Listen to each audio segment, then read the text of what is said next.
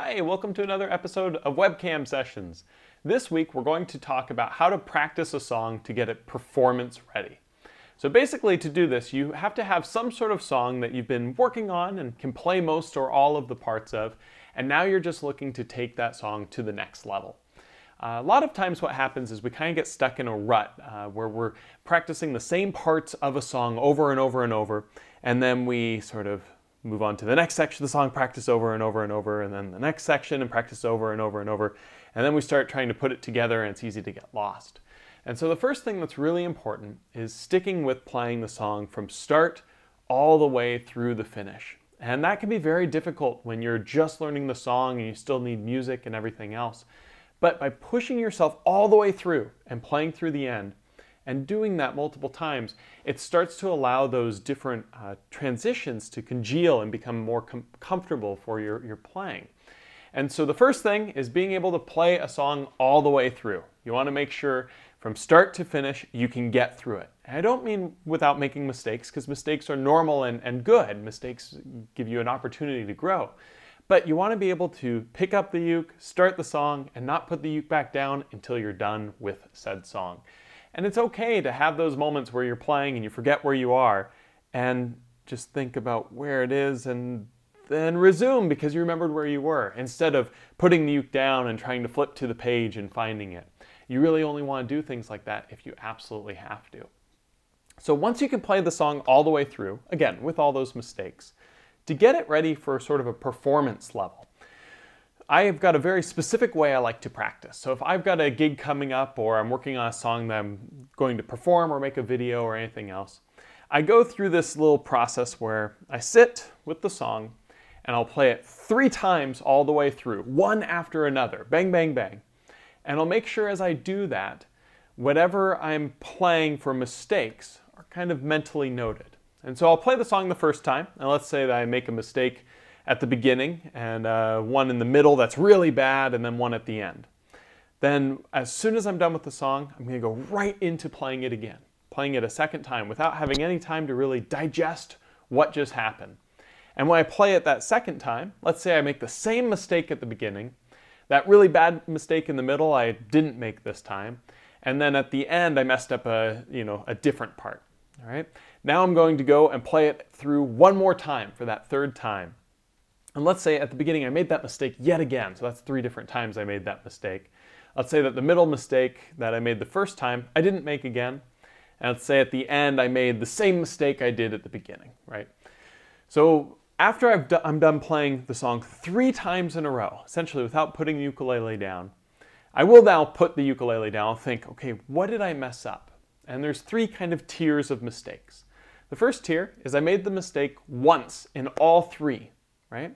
So maybe in that particular example, I made a mistake in the middle on the first run through, but I didn't make that same mistake, even if it was a really bad mistake. I didn't make that mistake again in the second or the third ones. And what that tells me is that part is one that I'm pretty comfortable with, and that mistake is very likely a fluke. So if I only made a mistake once, I'm not going to worry about that mistake right now because the other 2 times it was fine. The second tier now is, did I make a mistake in any 2 of the run-throughs? So in the first one and the last one, maybe I messed up something in the ending, but I nailed it in the second one. Well, that means there's still something there that I need to work on.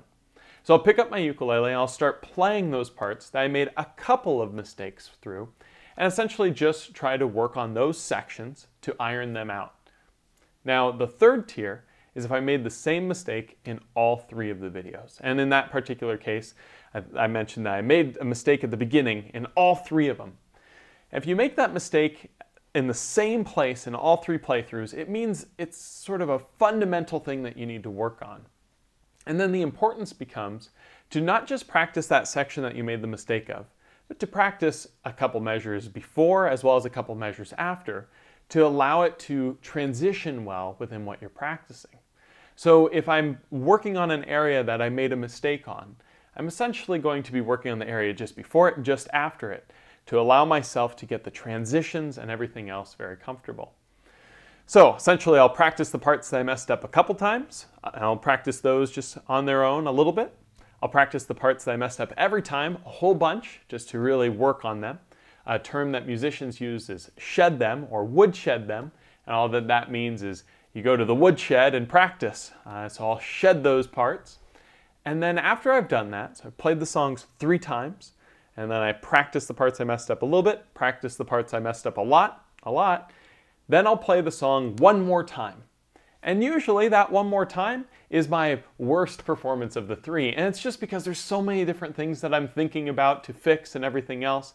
I'll play it all the way through that 4th time. Oftentimes I'll make even more mistakes because I'm thinking about the mistakes I made before and trying to get it all comfortable. But that's okay, because all that 4th run through is to help you get comfortable being able to play through the whole song after kind of processing all of the different things that you worked on. So this format of practicing it 3 times, working out the mistakes and doing it 1 more time is what I'll typically do. And I might do that 2 or 3 times over the course of a day to work on a song that I'm really wanting to get to a performance level. So that's my kind of process for what I like to do to practice a song and get it ready for that performance level. I find that it works really well and really effective because it kind of keeps you honest and also gives you a good idea of where you are in the song. You might notice that you make a lot of mistakes in those 3 playthroughs, and that's okay. At first, focus on the larger mistakes. Focus on the mistakes that interrupt the flow and rhythm of the song, the parts where you have to kind of stop for a moment and resume. Those are the mistakes that you want to work on first. And then little ones involving buzzing and tone will sort of come as you go. So I hope this has been some help for you with your practicing and trying to get a song ready for performance level. If you have any comments in terms of my practice habits with it, or if you have an idea that you like to use for practicing, be sure to leave it in the comments below. And I'll see you guys next week for another episode of Webcam Sessions.